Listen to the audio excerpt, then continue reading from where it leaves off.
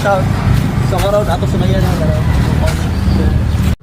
So karon mga kol, mao na ni finish product sa atong gipatawon nga oning mga kol. Sa wala na kay laon sa uning diyan kol, mo ni ang katong nasa kilid nga pwede siya i-tent, nga pwede ka mag-videokihan sa kilid ra sa sakyanan.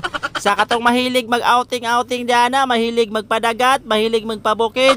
Hala, butangin na inyong sakyan mga kol. Kay kani ako mga kol, simple ra gyud taon ni mga kol.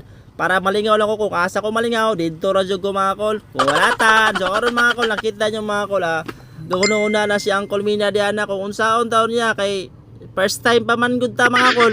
So karon yan ang gisampulan mga kol para pod makabalo pod siya mo taod mga kol. Sa katong nag-chat sa kawada, nag-PM sa kawa, muna ni siya. Nantawa, ina mo pag-PM sa kawa. Dito na ka mo. Diretso na mo dito sa akong post dito ta. Kaya pala po na po tayo engagement, ayun na pag-PM. Diretso na.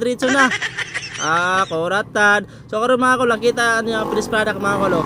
So karon na pagumana na mga kol, pwede na siya butangan og lamisa, camping chair, o pwede na mag-video kaya mga kol, di ba? O, tara na. Okay, PM na ko kay manglag na ta mga kol.